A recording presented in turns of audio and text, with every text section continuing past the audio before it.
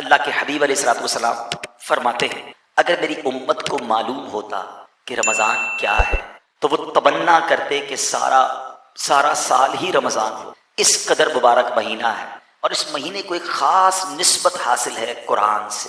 اچھا یہ یاد رہے، یہ تو ہم جانتے ہیں کہ نزول قرآن کا مہینہ ہے، مگر اس مہینے کی سگنیفیکنس، اس مہینے کی امپورٹنس سمجھیں کہ 4 بڑی آسمانی کتابیں، زبور، توریت، انجیل اور قرآن، یہ چاروں کی چاروں بڑی آسمانی کتابیں جو ہیں یہ رمضان ہی میں نازل ہوئی۔ اللہ پاک نے اس مہینے کو چنا ان کتابوں کے نزول کے۔ اب بات کرتے ہیں قرآن کی۔ قرآن اللہ کا پیغام ہے۔ ہم تراویح میں قرآن سن رہے ہیں، کچھ لوگ ماشاءاللہ تلاوت بھی کر رہے ہوں گے، بڑی اچھی بات ہے، مگر سوال یہ ہے کہ قرآن کو انڈرسٹینڈ کتنا کرتے ہیں؟ پہلے انڈرسٹینڈنگ ہوتی ہے، پھر فالوئنگ ہوتی ہے نا۔ پہلے کسی چیز کو آپ سمجھیں گے، پھر اس کے بعد اس پر عمل کریں گے، لیکن بہت بڑی تعداد ہمارے اندر وہ ہے کہ جو قرآن جانتی نہیں کہ قرآن میں لکھا کیا ہے، قرآن میں بیان کیا ہوا ہے، ہمارے لیے میسیجز کیا ہے۔ یاد رہے حدیث پاک کا مضمون ہے وہ دل ویران ہے جس میں کچھ قرآن نہیں۔ ایٹ لیسٹ رمضان کے مہینے میں تو یہ ڈیسیشن ہم لینا کہ اب ہم اپنی بقیہ زندگی قرآن کے ساتھ گزاریں، قرآن کو انڈرسٹینڈ کریں۔ قرآن کس قدر رحمتیں، برکتیں ہمارے لیے خزانے لے کر آیا ہے، ہمیں کیا پتا، ہم نے پڑھا ہی نہیں ہے۔ ہم نے قرآن کے ساتھ ہمارا تعلق کیسے جوڑا ہے؟ ایک واقعہ میں نے کئی بار بیانات میں بیان کیا کہ ایک بوڑھی خاتون تھی، بیمار بھی تھی اور غریب بھی تھی۔ بڑے پیسے جوڑ کر اپنے بچے کو باہر بھیجا کہ بیٹا باہر جائے گا تو کما کر پیسے بھیجے گا۔ بیٹا باہر گیا، جا کر ماں کو اس نے تھوڑے دنوں بعد ایک خط بھیجا۔ ماں بڑی خوش ہوئی کہ میرے بیٹے نے، لاڈلے نے ولایت سے مجھے یاد کیا۔ اس لفافے کو چوما، آنکھوں سے لگایا اور دراز میں رکھ دیا۔ اگلے مہینے پھر خط آیا، پھر بڑی خوش ہوئی، مگر پڑھنا جانتی نہیں تھی، پھر اس خط کو دراز میں رکھ دیا۔ بہت سارے انویلپ آتے گئے، وہ دراز بھرتی گئی، ماں بیمار ہوتی گئی، غربت بڑھتی گئی اور ماں دنیا سے چلی گئی۔ پڑوس کی خواتین آئیں، گھر کو صاف کیا، دراز کھولا تو بہت سارے انویلپ ملے۔ جیسے انویلپس کو کھولا تو ان انویلپس میں ہر خط کے ساتھ منی آرڈر تھا۔ بیٹے نے ہر مہینے ماں کو پیسے بھیجے تھے، اگر وہ سارے منی آرڈر کیش ہو جاتے تو ماں کی غربت بھی دور ہوتی، علاج بھی ہو جانا تھا، مگر ماں پڑھی لکھی نہیں تھی، وہ نہیں جانتی تھی کہ خطوں کے اندر، ان لفافوں کے اندر میرے لیے کتنا خزانہ موجود ہے۔ بظاہر تو یہ ایک سٹوری ہے، مگر ہمارا قرآن سے تعلق ایسا ہی تو ہے۔ ہم قرآن کس لیے یوز کرتے ہیں؟ آنکھوں سے لگاتے ہیں، چومتے ہیں۔ نئی دکان لی ہے بھائی، جلدی قرآن لے کر آؤ، قرآن رکھنا ہے۔ نیا گھر لیا، جلدی قرآن، اچھا سا جلدان بناؤ، بڑا خوبصورت سا قرآن خریدنا ہے بھائی، نیا گھر لیا ہے۔ اچھا پھر نیا کاروبار، یار ختم قرآن کرانا ہے تاکہ کاروبار میں برکت چاہیے، گھر میں ختم قرآن کرانا ہے، اور اس میں بھی ہم نے دیکھا کہ ختم قرآن میں بھی جس کے گھر میں ختم قرآن ہے وہ نہیں پڑھ رہا ہوتا ہے، وہ بچوں کو بٹھا دے گا تم پڑھ لو، ساری برکتیں تم لوگ لے کر آؤ میرے گھر میں قرآن کھولنے کے لیے رمضان میں کھولوں گا۔ سچ بتائیں ہم صحیح کر رہے ہیں قرآن کے ساتھ؟ کیا اس لیے قرآن ہمیں دیا گیا، اس لیے یہ نازل ہوا ہے؟ پڑھا ہی نہیں ہے، انڈرسٹینڈ ہی نہیں کیا ہے۔ آج لوگوں کے میسیجز کی، لوگوں کے پیغامات کی ہماری لائف میں کتنی اہمیت ہے۔ آج صبح اٹھنے کے بعد پہلے لوگ اللہ رسول کا نام لیتے تھے، وضو کرتے تھے، اب تو آنکھیں پوری نہیں کھلتی، موبائل اٹھاتے ہیں کہ بھئی کس کا میسج آیا پہلے دیکھیں، پھر اس کے بعد بھی جس کا امپورٹنٹ ہے اس کو پہلے سنتے ہیں، فیملی کا تو فرینڈس کا، اچھا بزنس کولیگز کا، کسٹمر کا، اگر کوئی نوکری کرتا ہے تو اپنے باس کا میسج پہلے سنے گا تاکہ مس نہ ہو جائے، امپورٹنٹ میسج ہے۔ اللہ کے میسج کا کوئی ٹائم نہیں ہے۔ 40 سال، 50 سال، 60 سال عمر ہو گئی، nobody care about قرآن۔ کیا اللہ نے فرمایا قرآن میں کس کو پتا ہے؟ اتنے سال گزرنے کے بعد بھی قرآن کے بارے میں نہیں پتا۔ باقی جو پوچھنا ہے پوچھ لو ہم سے، اس ملک میں رہ کر آج افریقہ کے کیا حالات ہیں، امریکہ کے کیا حالات ہیں، سیاست کیا کہتی ہے، اسپورٹس کیا کہتا ہے۔ $1 خریدنا نہیں، روز ڈالر کا ریٹ معلوم ہوتا ہے، سونے کا ایسے ریٹ معلوم کریں گے جیسے کانیں لی ہوئی ہیں سونے کی، ہر چیز کی معلومات رکھنی ہے، لیکن قرآن کے بارے میں نہ سمجھنے کے لیے کوئی تیار ہے، نہ ٹائم دینے کے لیے۔ میں آپ سے پوچھتا ہوں، یہ جواب چلے گا اللہ کی بارگاہ میں جب ہم جائیں گے کہ یا اللہ قرآن اس لیے نہیں پڑھ سکا کہ ٹائم نہیں ملا، بیزی بہت تھا، فیملی لائف تھی، بزنس پہ بیزی تھا۔ اب خود سوچیں، ہم غلط کر رہے ہیں، ہم ضائع کر رہے ہیں اپنے ان لمحات کو۔ یہ رمضان دیکھیں، this is the right time for the right intentions. ہمارا جو مین اینیمی ہے نا وہ بند ہے اس وقت۔ اچھی نیتیں اور اچھے کام کے ڈیسیشن رمضان میں لیے جا سکتے ہیں، کیونکہ ہمارا دل اتنا کیونکہ شیطان بند ہے، اب اپنی عادتیں خراب کر رہی ہیں تو الگ بات ہے، ورنہ دل نرم ہے۔ تو اب ڈیسائیڈ کر لیں، طے کر لیں کہ اب آگے جو زندگی ہے نا وہ قرآن کے ساتھ گزارنی ہے اور قرآن کی انڈرسٹینڈنگ کے ساتھ گزارنی ہے۔ قرآن پاک میں ویسے تو بہت ساری باتیں ساری سمجھنے والی ہیں، مگر اپروکسیمیٹلی 89 ٹائمز اللہ کریم نے براہ راست ڈائریکٹلی مجھ سے اور آپ سے بات کی ہے۔ یا ایھا الذین آمنو، اے ایمان والو، او یو بلیورز، ہم ہے نا ایمان والے، دعویٰ ہے نا، یعنی ہم سے بات کی اور پتہ ہی نہیں کیا بات کی ہے۔ نہ پڑھنے کا ٹائم ہے، نہ پڑھا۔ ایک اور ایگزامپل آپ کو دیتا ہوں، آپ ٹریول کرتے ہیں، بندہ جب گھر سے دور ہوتا ہے نا فیملی بڑی یاد آتی ہے، بچے، بیوی، گھر والے، ماں باپ یاد آتے ہیں۔ آپ کسی ٹریول پر گئے اور بڑے محبت کے ساتھ آپ نے اپنے بچوں کے لیے، بچوں کی امی کے لیے، بھائی بہنوں کے لیے، ماں باپ کے لیے ایک پیغام ریکارڈ کیا کہ سب سنیں گے، خوش ہوں گے، مجھے بھی رپلائی آئے گا، بچوں کی طوطی زبان میں رپلائی آئے گا، مجھے بہن کی آواز سننے کو ملے گی، بچوں کی والدہ کی آواز سننے کو ملے گی. انسان مس کرتا ہے، ہوم سکنس ہوتی ہے. آپ نے میسج کر دیا، اچھا اب تو میسج ریسیو ہو جاتا ہے تو ٹک بھی آ جاتا ہے. آپ کو پتا چلا ٹک ہو گیا، ریسیو ہو گیا، لیکن یہ بلو نہیں ہو رہا، سن نہیں رہے. ایک دن گزرا، 2 دن گزرے، آپ سفر پر ہیں، 2 دن بعد آپ نے کہا اب کال کرتا ہوں، خیریت تو ہے؟ آپ فون کریں گے کہ یار میں نے میسج بھیجا، آپ لوگوں نے سنا نہیں.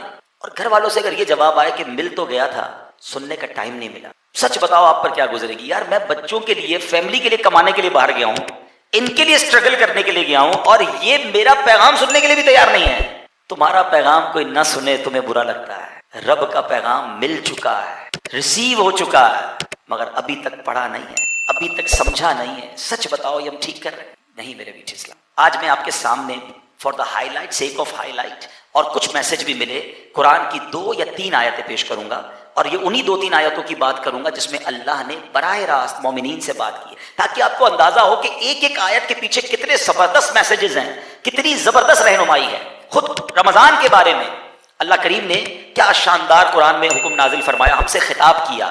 یا ایھا الذین آمنوا کتب علیکم الصیام کما کتب علی الذین من قبلکم لعلکم تتقون. اے ایمان والو، تم پر رمضان کے روزے فرض کیے جیسے کہ تمہارے پچھلوں پر فرض کیے گئے، تاکہ تم پرہیزگاری حاصل کرو، تقوی حاصل کرو. What is the reason of روزہ؟ حکمت آف روزہ، تقوی حاصل کرو، پرہیزگاری حاصل کرو. اب کیا ہمیں روزے رکھ کر تقوی مل رہا ہے، پرہیزگاری مل رہی ہے؟ حالانکہ میں آپ کو صحیح بتاؤں، ڈیلیبریٹلی یا ان ڈیلیبریٹلی ہم روز تقوی کی ایک بڑی شاندار پریکٹس کر رہے ہیں. پہلے تو تقوی کی ڈیفینیشن سمجھ لیں، ان چیزوں سے بچنا جس سے اللہ نے منع کیا، اللہ کا خوف دل میں ہونا، رب ناراض نہ ہو، اپنے آپ کو روکنا گناہوں سے، کوئی دیکھے یا نہ دیکھے اس خیال سے کہ رب دیکھ رہا ہے. متقین کی یہ نشانیاں بیان ہوئی. اب سوال یہ ہے کہ ایک بڑی شاندار پریکٹس روزہ ہم سے روز کروا رہا ہے، وہ کیا ہے؟ عصر کے بعد بھوک لگی ہوتی ہے، پیاس بھی لگی ہوتی ہے، گھر میں کوئی نہیں ہے، فریج میں فروٹ بھی رکھا ہوا ہے ریڈی، شربت بھی ریڈی ہے.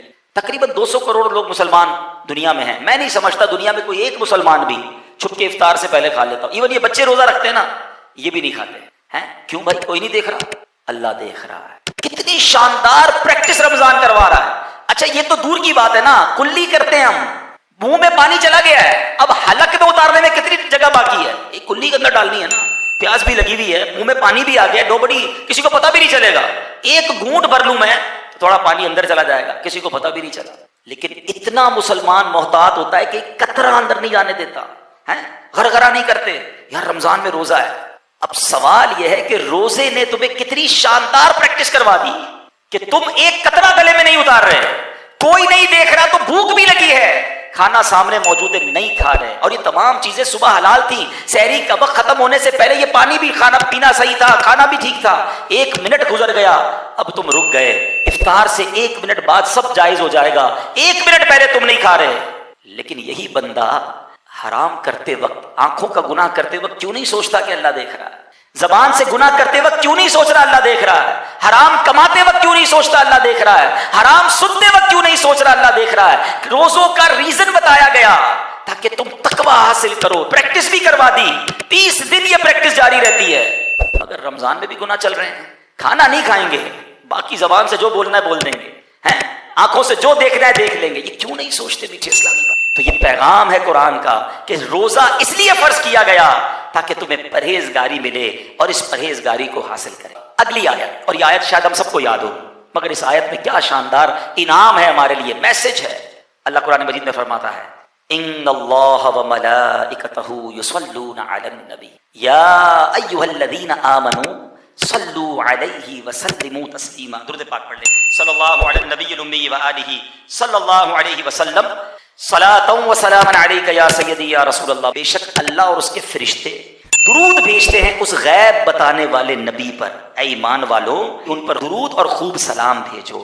اچھا اب اس آیت کے تحت علماء نے اتنی باتیں لکھی ہیں، اتنی زبردست تشریح ہے. ایک آیت کو آپ سمجھ لینا، میں کہتا ہوں ایمان تازہ ہو جائے گا. یہ کتنا بڑا انعام ہے پہلے یہ پتہ ہے. ٹھیک ہے، علماء نے بڑی پیاری ڈیبیٹ کی کہ حضرت آدم علیہ السلام کو تمام فرشتوں نے سجدہ کیا، یہ ان کا مقام، ان کا مرتبہ، ایچ اینڈ ایوری اینجل، تمام فرشتوں نے. ابلیس نے سجدہ نہیں کیا، وہ راندہ درگاہ ہوا، وہ فرشتہ تھا بھی نہیں. اچھا یہ سجدہ، 2 باتیں امام فخر الدین رازی بڑی پیاری بات لکھتے ہیں کہ دراصل یہ جو سجدہ ہوا تھا نا، حضرت آدم علیہ السلام کی پیشانی میں نبی پاک کا نور چمکتا تھا. آپ کی اولاد میں سے ہونا تھا نا, حضرت آدم علیہ السلام کی اولاد میں سے نبی پاک نے ہونا تھا. تو حضرت آدم علیہ السلام کی پیشانی پر نبی پاک کا نور چمکتا تھا. فرشتوں نے دراصل اس نور کو سجدہ کیا. اور دوسری بات, حضرت آدم علیہ السلام کو یہ رسپیکٹ عطا کی گئی کہ تمام فرشتوں نے سجدہ کیا, مگر یہ جو سجدہ تھا یہ once in a lifetime تھا. جمعہ کا دن تھا, زوال کے وقت یہ سجدہ شروع ہوا اور اثر تک رہا, ٹھیک ہے, لیکن ایک بار ہوا. اب ذرا جو عربی گرامر جانتے ہیں علماء بیٹھے ہیں, اس آیت کی خوبصورتی سمجھیے. ان اللہ وملائکتہ یصلون علی النبی. یصلون کا جو لفظ ہے یہ کنٹینیو ورب پر دلالت کرتا ہے. یہ ایک فعل ایک بار نہیں ہوا. یہ نہیں فرمایا کہ اللہ اور اس کے فرشتوں نے ایک بار درود پڑھ دیا مومنوں اب تم بھی پڑھ لو. نہیں, یصلون کا مطلب ہے یہ عمل مسلسل جاری ہے. ہر وقت نبی پاک کی بارگاہ میں فرشتے درود بھیج رہے ہیں, اللہ رحمت نازل فرما رہا ہے. یہ ڈیفرینشیٹ کرنا بھی ضروری ہے. اللہ کا درود بھیجنا اور ہے, فرشتوں اور ہمارا درود پڑھنا اور ہے. ہم التجا کرتے ہیں اللہ کی بارگاہ میں, یا اللہ ان پر رحمتیں بھیج دے, اور اللہ نبی پاک پر رحمتیں مسلسل برسا رہا ہے. پورے قرآن میں کوئی ایک حکم ایسا نہیں ہے جس پہ رب فرمائے میں بھی کرتا ہوں, فرشتے بھی کرتے ہیں, میرے بندو تم بھی شامل ہو جاؤ. یہ فقط درود پاک کا عمل ہے جو رب فرما رہا ہے کہ رب بھی ان پر درود نازل فرما رہا ہے, رحمتیں نازل فرما رہا ہے, فرشتے بھی درود بھیج رہے ہیں, میرے بندو تم بھی شامل ہو جاؤ. اب ذرا غور کیجئے کہ ہمارے آقا علیہ الصلوۃ والسلام کو ہمارے درود کی حاجت ہے؟ نہیں, ہماری تو اوقات ہی کوئی نہیں. ہم ہیں کتنے دنیا میں, مسلمان 200 کروڑ. اچھا, بہت ساری کیلکولیشن ہے, لمبی ہو جائے گی بات. میں عشق والی یہ کیلکولیشن بتا دیتا ہوں جو سبھی کو پتا ہے. ایک حدیث آپ سب نے سنی ہوگی کہ نبی پاک علیہ الصلوۃ والسلام کے روضے پر 70,000 فرشتے صبح حاضری دیتے ہیں, 70,000 فرشتے شام حاضری دیتے ہیں. اٹ مینس 12 گھنٹے کی اپروکسیمیٹلی حاضری ہے. اور جو ایک بار حاضری دیتا ہے اس کو دوبارہ حاضری نہیں ملتی. بڑا زبردست ریلیونٹ کوشچن ہے کہ جناب فرشتے تو معصوم ہیں, گناہ ہی نہیں کرتے, ایک بار حاضری وہ بھی 12 گھنٹے کی, ذرا زیادہ ٹائم دیا جاتا یا دوبارہ ریپیٹ حاضری دی جاتی. اس کی وجہ کیا ہے؟ سبحان اللہ, جب بھی کہیں معاملہ الجھتا ہے نا تو پھر اعلیٰ حضرت کی بارگاہ سے سلجھ جاتا ہے. سیدی اعلیٰ حضرت چند شعروں میں وہ کہتے ہیں نا, پنجابی میں گل مکا دیتے ہیں. اعلیٰ حضرت فرماتے ہیں 70,000 صبح ہیں 70,000 شام, یوں بندگی زلف رخ آٹھوں پہر کی ہے. فرماتے 24 آور کا جو روسٹر ہے نا, 24 آور کی جو ڈیوٹی ہے وہ اس طرح ہے کہ 70,000 صبح ہیں 70,000 شام, یوں بندگی زلف رخ آٹھوں پہر کی ہے, جو ایک بار آئے دوبارہ نہ آئیں گے, رخصت ہی بارگاہ سے بس اس قدر کی ہے. اتنی اجازت ہے, پرمیشن ہی ایک باری کی ہے. تو وہی سوال ہے کہ وجہ کیا ہے, ریزن کیا ہے؟ اب اعلیٰ حضرت جواب دیتے ہیں یہ بدلیاں نہ ہوں تو کروڑوں کی آس جائے, اور یہ بارگاہ مرحمت عام تر کی ہے. فرماتے اگر یہ ڈیوٹی نہ لگائی جاتی نا تو فرشتے اتنے ہیں, each and every angel want to, وہ چاہتے ہیں کہ نبی پاک کے دربار میں حاضری دیں. اگر یہ ٹائم بڑھا دیا جاتا 12 گھنٹے سے زیادہ یا بار بار آنے دیا جاتا تو نبی پاک کی بارگاہ سے کروڑوں حاضری سے رہ جاتے. سمجھ کے آئی بات کہ فرشتے ہیں کتنے. اب ذرا کبھی اکیلے میں بیٹھ کر کیلکولیٹر کھولیے گا, ایک دن میں کتنے فرشتوں نے حاضری دینی ہے؟ 1,40,000, ٹھیک ہے. اب ایک سال میں کتنوں نے دینی ہے؟ 100 سال میں کتنوں نے دینی ہے؟ 1400 سال ہو گئے ہیں, اب سے زیادہ وقت ہو گیا ہے. نبی پاک روضہ انور میں موجود ہے, حاضری جاری ہے, اور اللہ جانتا ہے قیامت کب آئے گی, تب تک جاری رہنی ہے. اس کا مطلب یہ ہوا آپ کے سارے کیلکولیٹر, ساری کیلکولیشن بیکار ہو جائے گی, وہ جواب ختم ہو جائے گا. اتنے فرشتے ہیں انکاؤنٹیبل, مگر کر کیا رہے ہیں؟ ڈیوٹی کیا ہے؟ ان اللہ وملائکتہ یصلون علی, یعنی نبی پاک پر اربوں خربوں بھی لفظ تھوڑا ہے, اتنے درود روزانہ منٹ پہنچ رہے ہیں. تو میری آپ کی درود کی کوئی حاجت نہیں ہے انہیں, ٹھیک ہے. ہماری میمنی میں کہتے ہیں نا کھٹاتے ہیں, بیسیکلی ہمیں کھٹایا گیا ہے, ہمیں چانس دیا گیا ہے, اے ایمان والو تم بھی پڑھ لو, تمہارا کام بھی ہو جائے گا, تمہاری بھی جولی بھر دی جائے گی, تم پر بھی رحمت برس جائیں گی, تمہیں بھی شفاعت مل جائے گی. بیسیکلی ہمیں موقع دیا ہے, اور یہ قرآنی حکم ہے. اگر اتنا کمال کا وظیفہ ہونے کے باوجود ہم کتنا درود پڑھتے ہیں. اپنے شیڈول کو دیکھیں, ہمارے شیڈول میں ہر چیز کی جگہ نکل آتی ہے. یعنی آپ نے جو ضروری ہے وہ سب شامل رکھا, پورے دن میں درود ٹائم کیا رکھا. نہ کریں ایسا, درود کے بغیر زندگی نہ گزارے, یہ قرآنی آرڈر ہے. تو بہرحال میں نے 2 آیتیں آپ کے سامنے پیش کی, ایک آخری آیت, باتیں تو بہت ساری ہیں. تیسری آیت وہ آج کل کے موضوع سے بڑی ریلیونٹ ہے. اب الحمدللہ اس مہینے میں صدقہ دیتے ہیں, زکوٰۃ دیتے ہیں, خیرات دیتے ہیں. قرآن ہمیں کتنا زبردست وارن کر رہا ہے, اے ایمان والو کہہ کر اللہ کریم ہماری گویا رہنمائی فرما رہا ہے کہ ہم بچ جائیں اور اپنے صدقوں کو باطل ہونے سے بچا لیں. اللہ کریم قرآن مجید میں ارشاد فرماتا ہے یا ایھا الذین آمنوا لا تبطلوا صدقاتکم بالمن والاذی. اے ایمان والو اپنے صدقے باطل نہ کرو احسان رکھ کر اور تکلیف پہنچا کر، ایذا پہنچا کر. اب یہ بڑا عجیب سا سوال ہے کہ صدقے باطل کیسے ہو گئے؟ پیسے دیے، رسید مل گئی، غریب کو دیے، اس نے ریسیو کر لیے، اب اس کے بعد باطل؟ Null and wide. قرآن کہہ رہا ہے باطل نہ کرو.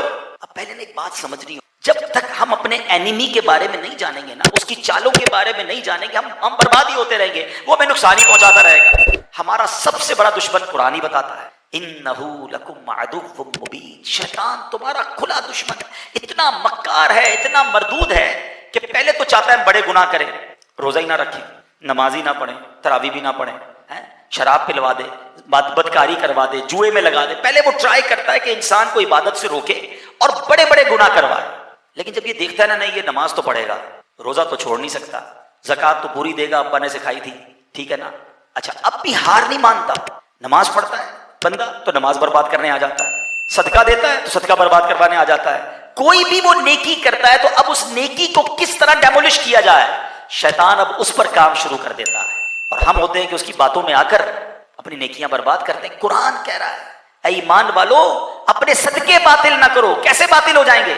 احسان جتاتے ہیں، تکلیف پہنچاتے. یاد ہے نا چپل پہن کر آیا تھا میرے پاس، میں نے نوکری لگائی تھی، قرضہ دیا تھا، جب تو نے کاروبار شروع کیا بڑا آدمی ہو گیا، بھول تو نہیں گیا، تیرا گھر میں نے دلایا تھا، بچی کی شادی میں نے کر، یعنی صدقہ دے کر احسان جتانا. توبہ توبہ. یہ آپ جو کرتا ہے نا ایسے، وہ اپنے تمام صدقوں کو بھی باطل کر رہا ہے، الٹا گناہگار بھی ہوگا کیونکہ اس کا دل دکھے گا نا جس پر آپ احسان جتائیں گے. اچھا ایک احسان جتانا اور ایک اس کو صدقے کو جتانا. اب وہ کیا ہوتا ہے کہ اب جس کو صدقہ دیا یا تو اس کو جتائیں گے یا لوگوں کو بتائیں گے. پہلے تھا نیکی کر دریا میں ڈال، اب نیکی کر فیس بک پہ ڈال.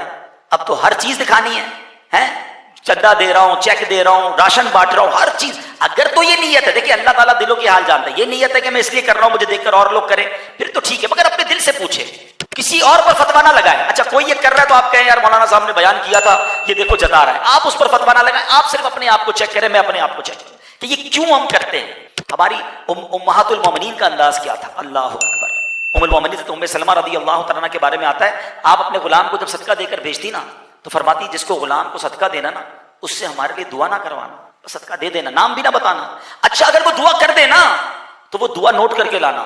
وہ غلام آیا کہ امی حضور میں نے پیسے دیے، آپ نے صدقہ دیا تھا، وہ اسے دیا، اس نے آپ کے لیے یہ والی دعا کی ہے. ام المومنین نے ہاتھ اٹھائے، ایگزیکٹلی وہی دعائیں اس فقیر کے لیے کی اور کہا دعا کا بدلہ دعا ہو جائے، صدقے کا بدلہ اللہ سے لیں گے.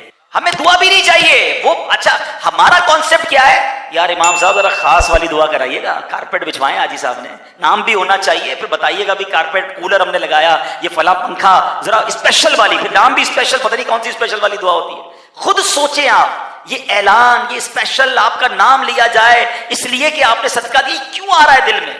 یہی تو وہ شیطان کا وار ہے. اللہ نے قرآن میں فرمایا کہ نہ کریں یہ. اچھا پھر بڑا جی چاہتا ہے کہ لوگوں کو بتائیں ہم نے یہ کام کروایا، میں نے مسجد بنائی، میں نے چھت ڈلوائی تھی، ٹائلیں ہم نہیں لگی ہیں، یہ سارے مسلح میں نے اپنے ابو کے سالے ثواب کے لیے لگائے. کیا ضرورت ہے بتانے کی؟ آپ نے آپ جانے رب جانے نا. ہم تو کسی کو وہ امہات المومنین تو دعا نہ کروائیں اور ہم کسی کو عمرے پہ بھیج دیں. بھائی پہلے ہی نظر دیکھ کر کعبے کے لیے میرا نام پہلے لینا، تیرا بعد میں لینا، پیسے میں نے دیے ہیں، ہر چکر پر میرے لیے دعا کرنی ہے. آپ خود سوچو، آپ کچھ نہ کہیں اسے، وہ ایک دعا نہ کرے آپ کے لیے، ہر قدم پر آپ ہی کو ثواب ملنا ہے کیونکہ آپ نے بھیجا ہے اسے. اللہ سے اجر مانگے نا، لوگوں سے کیوں ہمیں امید ہوتی ہے؟ اور یہ صدقے باطل کرنے والا کام یہ شیطان ہم سے کروا لے. اور یہ صرف صدقے باطل نہیں ہوتے، اور بھی بہت سارے اعمال ہیں. اخلاص کی تعریف علماء نے یہ بیان کی، the definition of اخلاص، کہ جس طرح گناہوں کو چھپاتے ہو اس طرح اپنی نیکیوں کو چھپاؤ. مجھے بتائیے ہم میں سے کتنے ایسے جو چاہتے ہیں میرے گناہ سب کو پتہ چلے؟ ہم سب چاہتے ہیں یار نہیں کسی کو نہیں، نیکی تو کسی طرح پتہ چل جائے، بس کسی طرح ڈیلیور ہو جائے نیکی. وہ نہیں ہوتا واٹس ایپ جاتا ہے بلو ٹک ہو جاتا ہے، بس اس کو نیکی پہنچی اور ہمارے دل میں ٹھنڈک پڑ گئی، چلو ریسیوڈ. اور ریسیو نہیں ہوئی بھائی وہ ڈیلیٹ ہی نہ ہو جائے گا. نہ کریں یہ شیطان کے وار کو پہچانے. ایک چپتا ہوا سوال کرتا ہوں پھر بات کو کنکلوڈ کر لیتے ہیں کہ اپنے آپ سے ہم سارے سوال کر لیں، ایسی کتنی نیکیاں ہیں ہمارے پاس کہ وہ صرف میں جانوں میرا رب جانے؟ اپنے آپ سے پوچھ لیں، سب پوچھ لیں. عمرے کیے ہیں، حج کیے ہیں، زکاتیں دی ہیں، نوافل بھی پڑے ہوں گے، روزے بھی رکھے ہوں گے، لیکن ایسی ان میں سے کتنی ہیں جو کسی کو نہیں پتا. میں جانوں میرا رب. ہم نے تو رات کے اندھیرے میں کوئی نیکی کی نا تو بھی صبح گھبراہٹ شروع ہو گئی کہ یار کسی طرح تو بتاؤں, کوئی تو طریقہ کروں کہ میرے پتہ چل جائے کہ میں نے آج تہجد پڑھی ہے. کوئی نہ کوئی بہانہ کریں گے, یار آج بہت تھکا ہوا ہوں, خیریت تو ہے, بس وہ تہجد سے اٹھ جاتا ہوں. اچھا ماشاءاللہ آپ تہجد پڑھتے ہیں, بس اس نے یہ کہہ دیا, اپنی نیکی اس کو ڈیلیور ہو گئی, شاباش مل گئی, تہجد ریسیوڈ. اللہ کے بندو خود سوچو, کچھ تو ایسا کرو کہ میں جانوں اور رب جانے, ایسی زندگی گزارے اور شیطان کے واروں کو سمجھے. میں نے دیکھے صرف 3 آیتیں, اور یقین کریں میں نے بڑی شارٹ بات کی ہے, میں ایک آیت پر اور بھی بہت کچھ عرض کرتا, مگر ریئلائز کرانا یہ بھی مقصود ہے کہ یہ ہے قرآن اور یہ ہے قرآن کا پیغام. اور ایسی 89 کے قریب آیتیں ہیں جس میں میرے اور آپ کے رب نے ڈائریکٹلی مجھ سے اور آپ سے بات کی ہے. پلیز وہ تو پڑھ لیں, اس میں کتنا ٹائم لگے گا. اور دعوت اسلامی کتنا کام آسان کر دیتی ہے کہ ان تمام آیتوں کو کمپائل کر کے پوری ایک بک بنا دی. اے ایمان والوں کے نام سے مکتبۃ المدینہ سے حاصل کریں. ایک پتہ نہیں کیا مٹھائیاں ہیں, تو پھینیاں, تو سموسے تحفے میں بھیج رہے ہو. اللہ کے بندو یہ کتابیں تحفے میں بھیج دو. رمضان میں کچھ قرآن تو لوگ پڑھنے والے بن جائیں, یہ تحفہ دیجئے نا جس سے لوگ قرآن کا علم حاصل کریں, خود بھی پڑھیں دوسروں کو بھی دیں. اور اسی طرح میں آپ کو ایک اور مشورہ, یہ کتاب, اچھا یہ کتاب ڈاؤن لوڈ بھی کر سکتے ہیں آپ, PDF پہ فارورڈ کریں, خود بھی پڑھیں. اچھا ایک اور مسئلہ ہے, فارورڈ والا بھی بتا دوں کہ ہمارے یہاں جیسے ہی کوئی وظیفہ مجھے ریسیو ہوگا نا, جیسے ہی کوئی نوافل ریسیو ہوں گے, ہمارا پہلا کام یہ اس کو فارورڈ کر دوں 500 لوگوں کو, خود نہیں پڑھتا. اللہ کے بندو, اگر وہ واقعی وظیفہ ہے, واقعی فضیلت ہے, آپ نے سوچا میں نے 500 لوگوں کو بھیج دیا, ان 500 نے سوچا ہم نے 5000 کو بھیج دیا, ہمارا کام پورا ہو گیا. خود عمل کب کریں گے؟ تو جب اگر ایسی بات پتہ چلے تو رکیں, خود بھی عمل, تاکہ میرے نامہ اعمال میں عمل کا ثواب لکھا جائے. تو بہرحال میرے بیچ اسلامی بھائیوں, باتیں تو بہت ساری ہیں, تو رمضان میں خوب صدقہ کریں. نبی پاک علیہ الصلوۃ والسلام بے حد خرچ کرتے رمضان میں. آپ کے دریائے سخاوت کے بارے میں آتا ہے جیسے تیز ہوا چلتی, بلکہ اس سے بھی زیادہ نبی پاک کا دریائے سخاوت جوش میں ہوتا. تو رمضان میں زکوٰۃ بھی دیں, بلکہ زکوٰۃ سے بڑھ کر صدقہ و خیرات کریں. ایک بڑا مسئلہ یہ ہو گیا کہ زکوٰۃ لوگوں پر بھاری ہونا شروع ہو. پرابلم کیا ہوئی؟ پرابلم تو نہیں کہیں گے, دیکھا جائے تو بلیسنگ ہوئی کہ پچھلے 4-5 سالوں میں اللہ پاک نے بہت سارے لوگوں کو بڑی برکت دے دی. پلاٹ کے دام بڑھ گئے, گولڈ کا دام بڑھ گیا, بزنس اچھے ہو گئے, تو پیسے بڑھ گئے. جو زکوٰۃ پہلے ہزاروں میں بنتی تھی وہ لاکھوں میں بن گئی, لاکھوں والوں کی کروڑوں میں بن گئی. اب جب زکوٰۃ کروڑوں میں گئی تو لوگوں کے دل چھوٹے ہونا شروع ہو گئے کہ یار یہ کروڑوں میں زکوٰۃ بن گئی. آپ سوچے تو صحیح کہ جس کی لاکھوں میں زکوٰۃ بنی, کتنا شکر ادا کرے کہ یا اللہ تو نے کروڑوں دیے تو لاکھوں میں زکوٰۃ بنی نا. اگر کروڑوں میں زکوٰۃ بنی تو اربوں دیے تو کروڑوں میں بنی نا. لیکن پھر بھی زکوٰۃ دیتے وقت برڈن فیل کرتے ہیں. کبھی بھی برڈن فیل نہ کرنا, خوش دلی کے ساتھ دیں, سجدہ شکر بھی ادا کریں کہ اللہ تیری مہربانی, تو نے دینے والا بنایا, تو نے مانگنے والا نہیں. اللہ زکوٰۃ بڑھاتا ہی رہے گا آپ کی, آپ پوری دیں اور بڑھے گی, مگر اس کو دیتے وقت برڈن فیل نہ کریں. خوش دلی کے ساتھ آپ دیں گے, رب کریم اور آپ کو عطا فرمائے گا. تو اس مہینے میں خوب خرچ کیجئے, بہترین خرچ کیجئے, اپنے رشتہ داروں پر خرچ کیجئے, اپنے ملازمین پر خرچ کیجئے, جو مستحقین ہیں ان پر خرچ کیجئے. اور اس کے بعد گزارش کروں گا کہ آپ کی دعوت اسلامی آپ کے سامنے ہے, دین کا کتنا بڑا کام کر رہی ہے, تو اپنی زکوٰۃ اور اپنے ڈونیشن میں دعوت اسلامی کا حصہ ضرور رکھیں. فطرہ یہ جو ہم دیتے ہیں, ہم نے دینا عید سے پہلے, اس کا بھی عجب فینومینا ہے. بچپن سے اللہ سلامت رکھے دعوت اسلامی والوں کو, انہوں نے سکھا دیا, پچھلے چند سالوں سے سمجھ آئی, ورنہ حدیث بھی نہیں پڑھی تھی. کبھی غور کیا کہ اس میں اور کیٹیگریز بھی حدیث میں آئیں. نبی پاک نے ارشاد فرمایا جس کا مضمون ہے کہ فطرہ کھجور کا بھی ہے, کشمش کا بھی ہے, جو کا بھی ہے, پھر گندم کا ہے. لائف سب سے اچھی گزارنی ہے, کھانے میں افطار میں اجوا کھجور چاہیے, ساری فرائز چاہیے, اور فطرہ دینا ہے گندم کا. خود سوچیں, جس رب نے آپ کو اتنی نعمتیں دی ہیں, آپ کی باری آئی ہے دینے میں, تو آپ اس میں لوئسٹ کیٹیگری چوز کر رہے ہیں. اللہ کی براہ میں خرچ کرتے وقت بہترین اور شاندار اور سب سے اہم بات, خوش دلی, انجوائے کریں, اس کو مزہ لیں. یا اللہ تیری مہربانی, اتنے پیسے میں نے خرچ کیے, تو نے دیے تو خرچ کیے, میری تو اوقات ہی کوئی نہیں ہے.